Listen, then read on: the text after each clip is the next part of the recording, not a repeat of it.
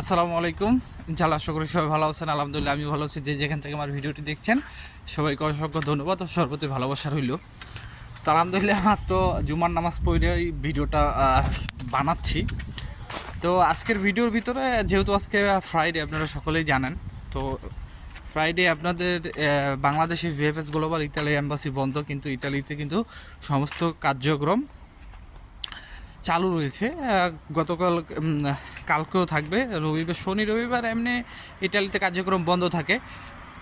তো আপনারা যারা নলস্থা পাচ্ছেন তারা আর ভিসা পাবেন না, এবং যারা 2024-এর নলস্থা ইটালিতে ইটালি থেকে পেয়ে ভিএফএস গ্লোবালে জমা দিয়েছেন তারাও আর ভিসা পাবেন না ভিএফএস গ্লোবাল থেকে। আর যারা এখন তো অ্যাপয়েন্টমেন্ট পান নাই তারাও আর অ্যাপয়েন্টমেন্ট পাবেন না।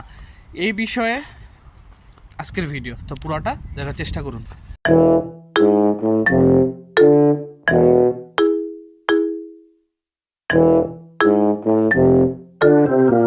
তো সব কিছুর জন্য না আলহামদুলিল্লাহ, হয়তো আমার কথা শুনে আপনাদের মনটা খারাপ হয়ে গেছে, কিন্তু দেখেন মন খারাপ হইলে কিছু করার নাই।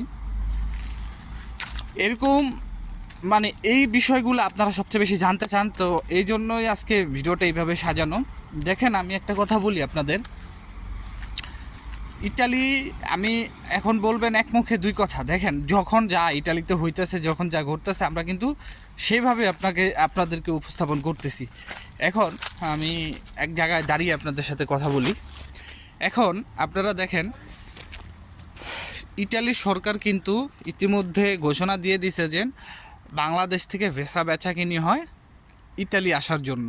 সেইখানে কিন্তু শুধু বাংলাদেশিদেরকে তারা দায়ী করে নাই, তারা ইতালিয়ান যে মালিক সহ ইতালির ভিতরে কিছু দালাল আছে এবং সর্বোপরি বাংলাদেশের যে লোক আছে তাদেরকে সহ তারা দায়ী করছে। কেননা যেহেতু আপনার ইটালিতে আসতে হলে আপনাকে কিন্তু ইটালির ভিতরে থেকেই কিন্তু আপনাদেরকে আবেদন করতে হবে। এটা কি বুঝতে পারছেন? সেই কারণে প্রথমত সবচেয়ে বড় অপরাধী যে সে হচ্ছে ইটালিতে অবস্থান করতেছে। সো এইখানে তারা ইটালি সরকার কি বলছে যে আপনার তারা এটা নিয়ে তদন্ত কমিটি গঠন করছে, বা তারা এটা নিয়ে তদন্ত করবে যে কিভাবে কি হচ্ছে। ফ্লোসিতে আইসা শ্রমিক মালিক পাচ্ছে না, মালিক শ্রমিক পাচ্ছে না, কাজের কন্ট্রাক্ট হইতেছে না। এটা কিন্তু ইতালির অর্থনীতির জন্য খুব খারাপ একটা অবস্থা। আপনি যদি একটু লক্ষ্য করেন যে এখন আপনার ইটালিতে প্রচুর পরিমাণে আপনার অবৈধ লোক আছে। এর ভিতরে যদি হিসাব করেন যারা আপনার মনে করেন যে অবৈধ পতাইছে তারা তো আছেই, এবং যারা ভিসা নিয়ে আছে সেখানে যদি আপনি দেখেন যে স্পন্সর আছে, এগ্রিকালচার আছে, তো লাভটা হইল কি? যদি আইসা সে কেস মারতে হইতেছে এই ভিসার উপরেই কিন্তু আবার কেস মারতেছে। ঠিক আছে, সেই ক্ষেত্রে কিন্তু ইতালি অ্যাম্বাসি ইতালিয়ান যে গভর্নমেন্ট বা ইতালি যে সরকার তারা কিন্তু এখন যদি বাংলাদেশকে বলে নাই যে আগামী বছর আর বাংলাদেশ ব্ল্যাক লিস্ট আবেদন করতে পারবে না, তারা ব্ল্যাক লিস্টে চলে গেলো, বা আগামী বছর পরে তারা ব্ল্যাক লিস্টে চলে গেলো।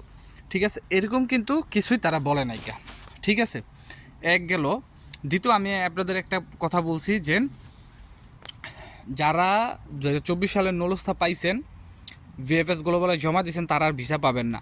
আচ্ছা, এটা কিন্তু আমার কথা না, এটা অনেকে বলতেছে। ঠিক আছে, আমি দেখলাম অনেকের ভিডিওর টাইটেল এরকম। ঠিক আছে, দেখেন আপনাদের অনেক অনেক প্রিয় ব্লগার আছে, আপনারা দেখছেন, তারা কিন্তু বলছিল যে আর ভিসা হবে না ভিএফএস গ্লোবাল থেকে, আর এটা হবে না, আর সেটা হবে না। তখন কিন্তু আমি তাদের বিরুদ্ধে কথা বলছিলাম। ঠিক আছে, আপনারা এইটুকু নিশ্চিত থাকতে পারেন যে আপনার নলস্তার যদি অরিজিনাল থাকে আপনি ভিসা পাবেন। সেটা 2024-এর হোক, 2025-এর হোক, 2026-এর হোক। মানে আমি অ্যাডভান্স কিছু বছরের আগে গেলাম গা, মানে পিছনে আপনার সেটা 2023-24 যেইখানেই হোক আপনি ভিসা পাবেন। আবার সর্বোপরি আপনার নলস্তার পাশাপাশি আপনার মালিকের রেসপন্সিবিলিটি থাকতে হবে। আপনার মালিকের রেসপন্স করতে হবে যে হ্যাঁ আমি এই লোকটাকে কাজে নিব, বা আমি এই লোকটার সমস্ত দায়ভার নিব। যেমন এখন যেটা বলে ডিক্লারেশন, মালিক একটা ডিক্লারেশন দিয়ে শ্রমিকের জন্য আবেদন করতেছে, বা ওই ডিক্লারেশন পেপারটা আপনার ভিএফএস গ্লোবালে জমা দিতেছে, যার কারণে কি এটা অনেক ইজি হইতেছে। যদি পারেন যারা এখন জমা দিবেন মালিকের ডিক্লারেশন পেপারটা নিয়ে জমা দিবেন। তারপরে যে বিষয়টা হচ্ছে যে ইটালি থেকে আর বাংলাদেশিদের যে নলস্থা উঠবে না, এই কথাগুলিও কিন্তু শোনা যাচ্ছে। এগুলো হচ্ছে একদম ফাঁসিকি কথা, কিন্তু হ্যাঁ এরকমটা হতে পারে, এরকমটা হতে পারে। এখন তৈরি কিন্তু ইটালি থেকে ঘোষণা দেয় নাই যে বাংলাদেশিদেরকে আর নরস্তা দেওয়া হবে না। হতে পারে তারা দিবে না, কিন্তু আমি আমার কথাটা স্পষ্টভাবে বুঝবেন, আমি জাস্ট এটুকুই আপনাদেরকে বললাম যে ইটালি থেকে এখন তোরই বলা হয় না যে বাংলাদেশিদেরকে আর নরস্তা দেওয়া হবে না, বাংলাদেশিদেরকে আর ভিসা দেওয়া হবে না, বাংলাদেশিদেরকে আর আবেদন করতে দেওয়া হবে না। তো যেহেতু আপনার ইটালি থেকে কিছু বলা হয় না, সেহেতু আমরা নিজের আগ না বাড়ায় কিছু কথা না বলি, এতে আরও মানুষের কি বিভ্রান্তি সৃষ্টি হয়, ঠিক আছে, যেমনটা আমরা দেখতেছি। আর আরেকটা কথা হচ্ছে যে আপনার অ্যাপয়েন্টমেন্টের যে বিষয়টা, অনেকে আমাকে মেসেজ করতেছেন যে ভাই অ্যাপয়েন্টমেন্ট আমি 31 মে 31 তারিখে অ্যাপয়েন্টমেন্টের জন্য অ্যাপ্লাই করছি। দেখেন, সর্বক্ষেত্রে কিন্তু আপনার সব কিছু আবেদন হুবহু ঠিক থাকা দরকার, তারপরে আপনি আবেদনের পরিপ্রেক্ষিতে একটা কিছু পাওয়ার জন্য আপনি একটা কিছু পাওয়ার জন্য ওয়েট করতে পারেন। প্রথমত দেখতে হবে আপনার আবেদন ঠিক আছে কি না, আর দ্বিতীয়ত দেখতে হবে আপনার আবেদনের যে জিনিসগুলি দিয়ে আপনি আবেদন করছেন সেই জিনিসগুলি ঠিক আছে কি না। কিন্তু একটা কথাই বলে রাখি, যারা যারা ভিএফএস গ্লোবালে আবেদন করছেন, যদি আপনার আবেদনটা সঠিক হয়ে থাকে এবং তাদের কাছে সেন্ড হয়ে থাকে, অবশ্যই আপনারা অ্যাপয়েন্টমেন্ট পাবেন। আর যারা এখন তো 31 মার্চের বা 31 তারিখে যারা আবেদন করে এখন তো অ্যাপয়েন্টমেন্ট পান নাই, আমি তাদের একটা কথা বলি, আপনাদের জিমেলের যে অপশন আছে দুইটা, স্প্যাম এবং বিন, আপনারা সেই দুটা ক্যাটাগরিতে যে সেই দুটো অপশনে গিয়ে দেখবেন আপনাদের যে ইমেলটা করা হয়েছে সেটা কি স্প্যাম অথবা বিনে চলে গেছে কিনা। যদি সেখানে চলে যায় তাহলে ওইটার অ্যাপয়েন্টমেন্ট কিন্তু আর দেওয়া হবে না। আশা করি বুঝতে পারছেন। আর যদি এছাড়া যারা সেন্ট অপশনে করছেন, সেন্ট অপশনে গিয়ে দেখবেন যে আপনাদের ইমেলটা সেন্ড হয়েছে কিনা।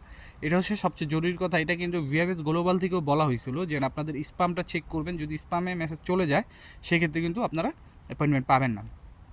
তো আজকের বিষয়গুলি আপনাদেরকে ক্লিয়ার করলাম। আর সর্বশেষ যে বিষয়টা কথা বলতে চাই, বাংলাদেশে আর কোনো অরাজকতার সৃষ্টি করেন না, আর কোনো মিছিল মিটিং করেন না। এখন কিছুদিন দেখেন, যেহেতু একটা সিস্টেমে আসছে তারা।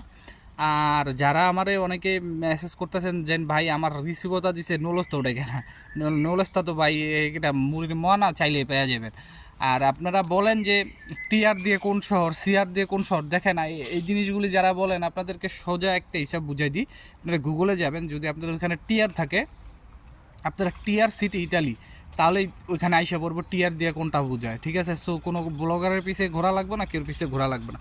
তো আজকের মতো ভিডিওটা এখানেই। সবাইকে ঈদের অগ্রিম শুভেচ্ছা, অভিনন্দন, এবং সবাই মিলেমিশে চেষ্টা করবেন যেন কোরবানির মাংস যেভাবে হোক বিলিয়ে দেওয়ার, বা যাদের জায়েজ আছে কোরবানি দেওয়ার, আপনারা অবশ্যই ইনশাল্লাহ কোরবানি দিবেন। তো সবাই সবার জন্য দোয়া করবেন, আমার জন্য দোয়া করবেন, সকলের জন্য দোয়া রইল। আসসালামু আলাইকুম, আল্লাহ হাফেজ।